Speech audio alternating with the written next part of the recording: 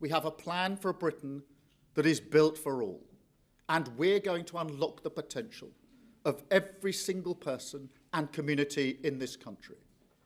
Because whether it's our public services that don't work, the cost of living crisis holding it back, or whole regions of our country ignored as sources of growth, in the end, it's all about potential. And that's why the budget was a moment of personal pride for me.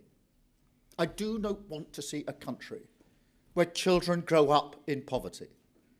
I don't think anybody in this country wants that. There was no misleading, and I simply don't accept, and I was receiving the numbers, that being told that the OBR productivity review means you've got £16 billion less than you would otherwise have had, shows that you've got an easy starting point. Yes, of course, all the other figures have to be taken into account, but we started the process with significantly less than we would otherwise have had.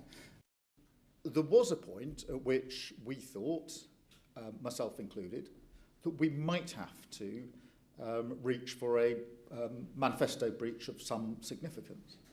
I didn't want to get to that place, but I recognise we might have to.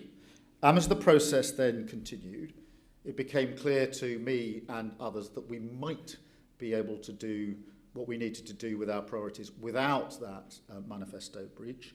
And that's what we did with the fair and necessary decisions that we took. We're confident we can beat the forecasts. We've already beaten them this year. We are in control of our future. We've already struck trade deals. They're attracting billions of pounds of investment. We're removing barriers to business right across the economy. The most important things that we can do for growth, the most important things that we can do for business is first to drive inflation down so that interest rates come down further still and the cost of business investment comes down with it. And second, to retain market confidence that allows for real economic stability so that businesses can plan with certainty. We can all see the challenge. Low productivity, the result of an economy scarred by austerity, by Brexit, and by consistently failing to unlock the nation's potential.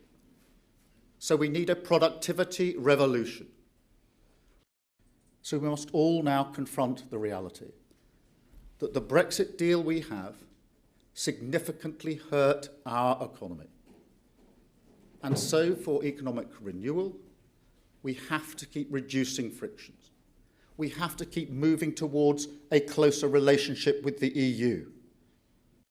Well, I'm not angry at the productivity review. It's a good thing that reviews like that are done from time to time. I'm bemused. Myself, I feel that doing it at the end of the last government and before we started might have been a good point to do a productivity review so we could know exactly what we were confronted with. Doing it 15, 16 months into a government, you know, it had to be done sometime, but picking up the tab for the last government's failure and it's been the nature of the beast, frankly, for the last 16 months, but it was given a special emphasis in that exercise. So I'm not angry, I'm just bemused as to why it wasn't done at the end of the government rather than done now. But, look, I'm not going to suggest that what happened last week, which was the entire budget being published before the Chancellor got to her feet, was not anything other than a serious error. This was market-sensitive information. It was a massive discourtesy to Parliament. It's a serious error, and there's an investigation that's going on. But as for the OBR itself, I'm very supportive of the OBR for the reasons I've set out. Vital for stability, vital and integral to our fiscal rules, which I've said a number of times are ironclad.